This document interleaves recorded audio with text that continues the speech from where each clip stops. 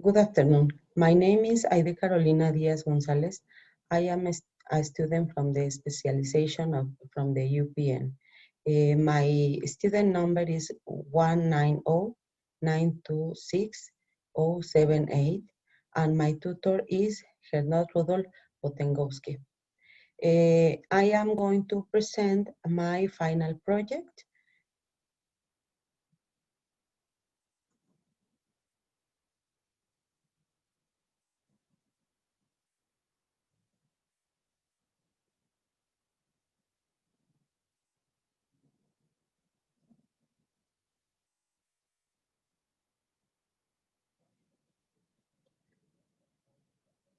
My project is called How to Promote Interculturality Through the Use of Social Media Network and Technologies in High School Students.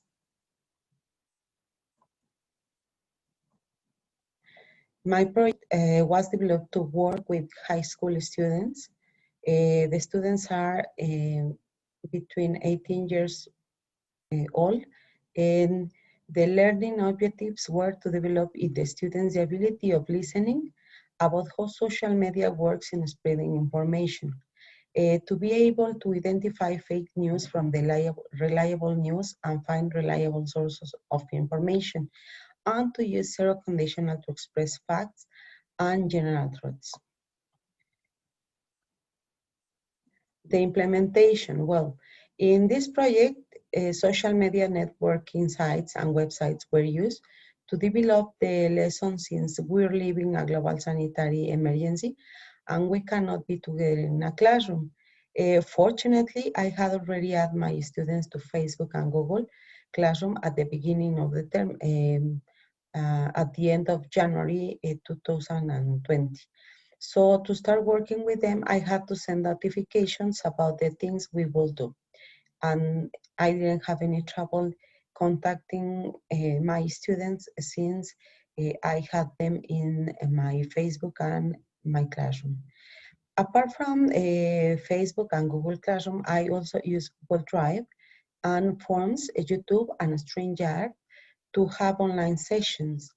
I also use EducaPlay to design a dictation activity and some web pages in order to make my students practice more. They have some exercises in order to practice.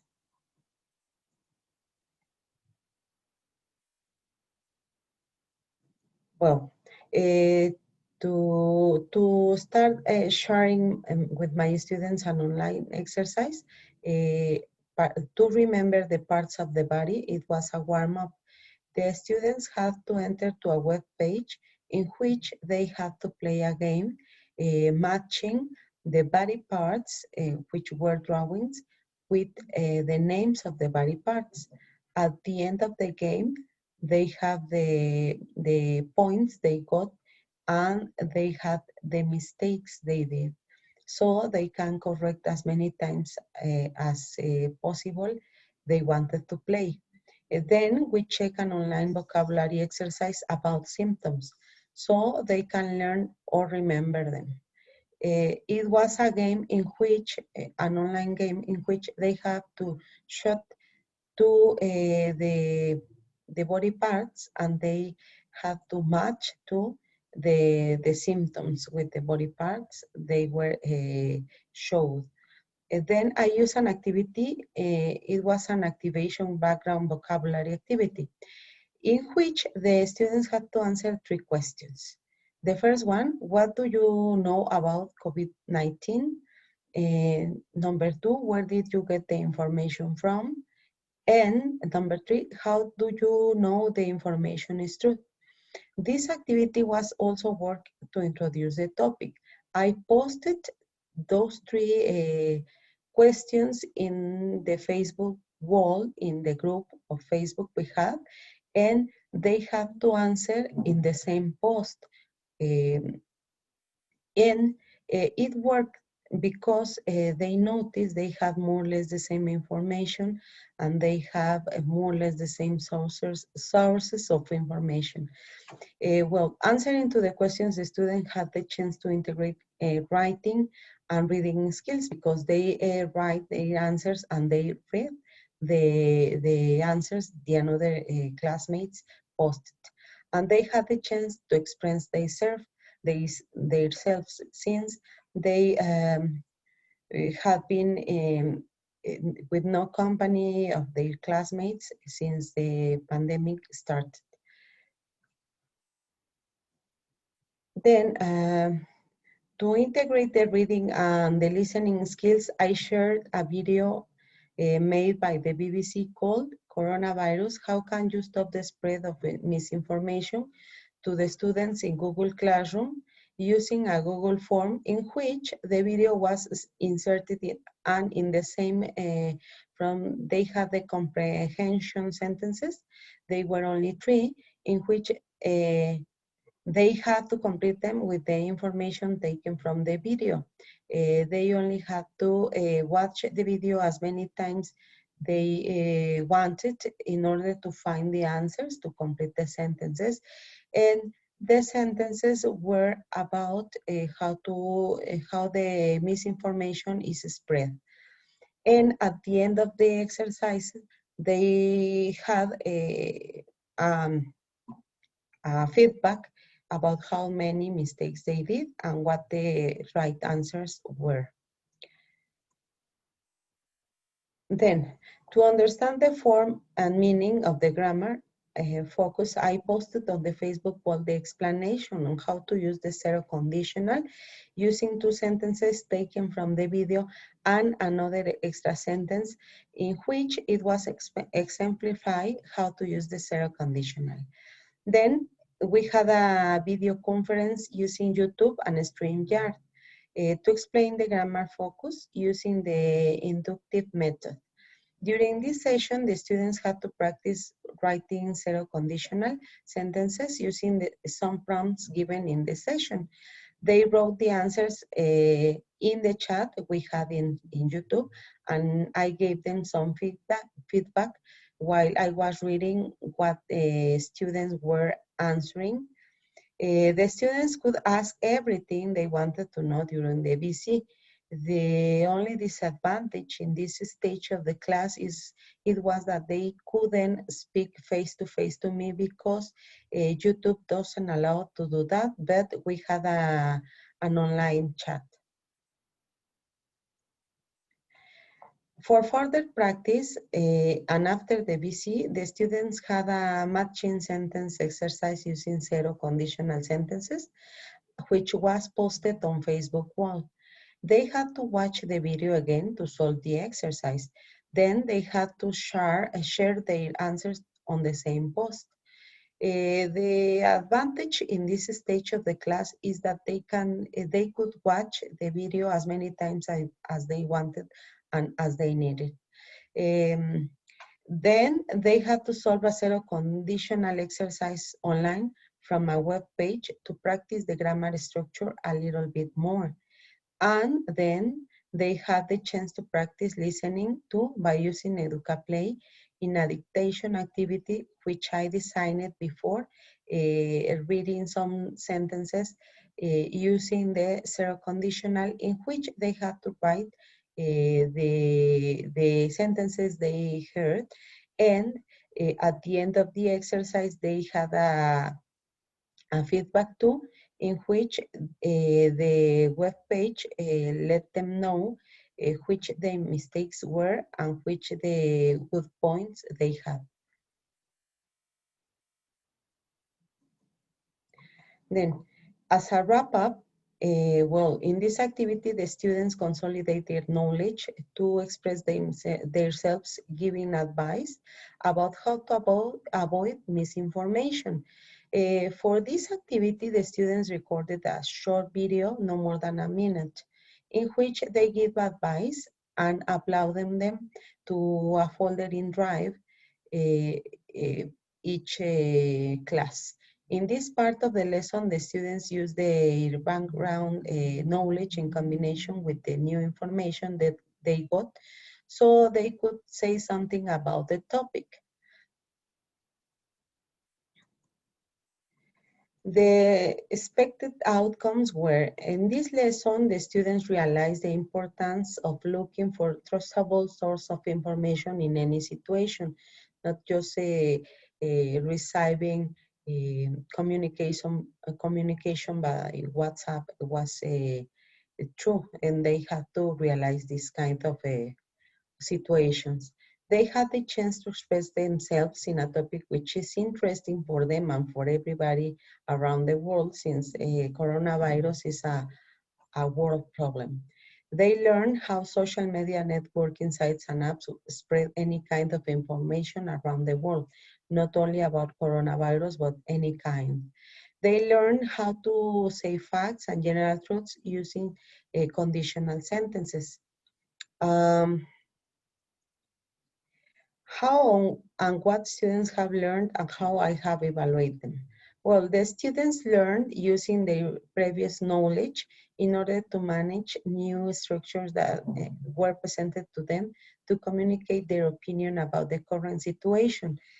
They are living using conditional sentences. I chose to evaluate them by using a self-evaluation format, so it helped them to be aware of what they have achieved so far and what they needed to improve.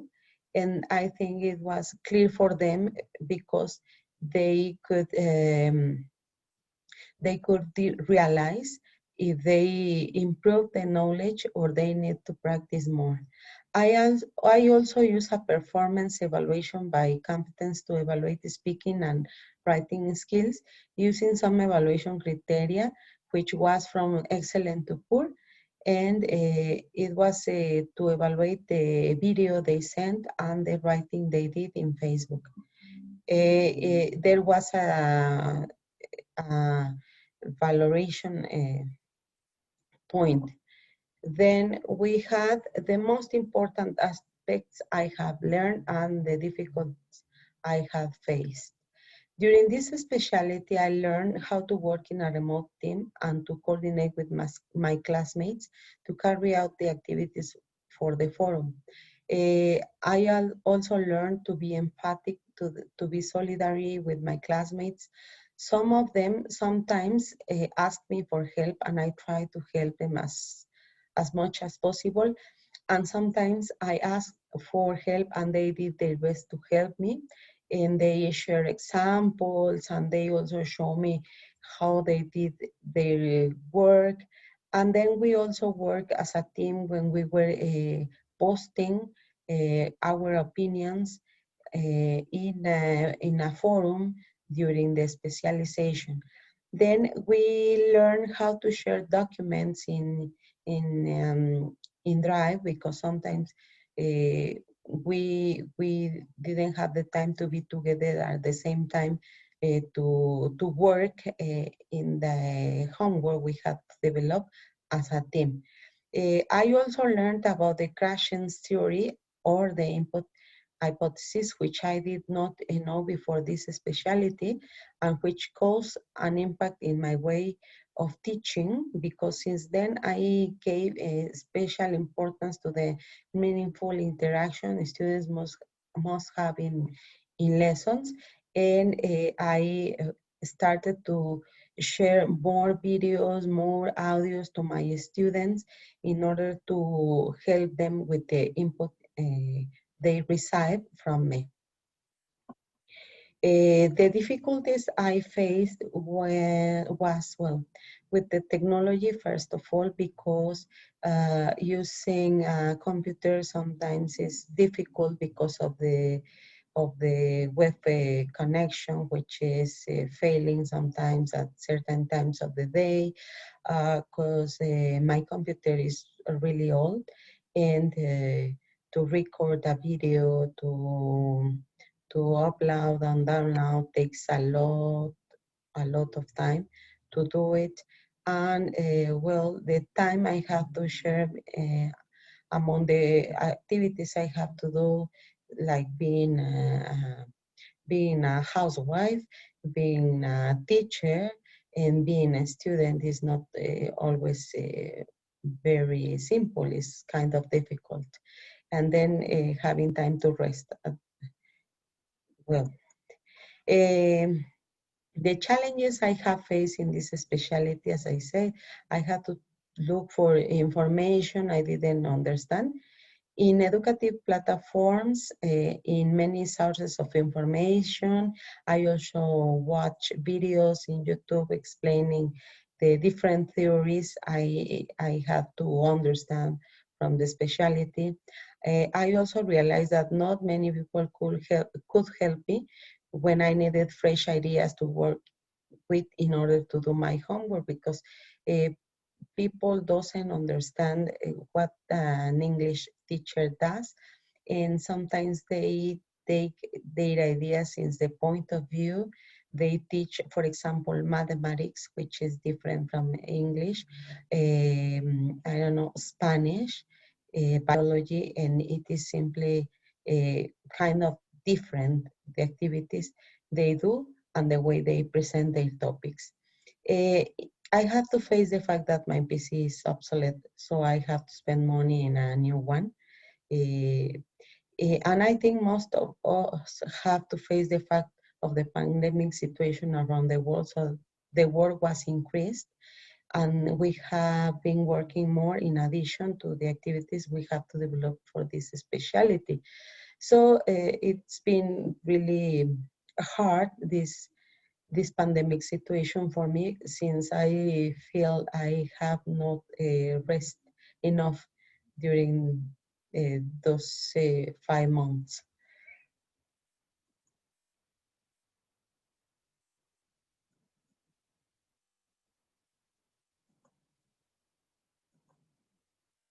Okay, and then this is the biography, a little bit of the biography I used to read and to understand all the topics. And thank you for listening.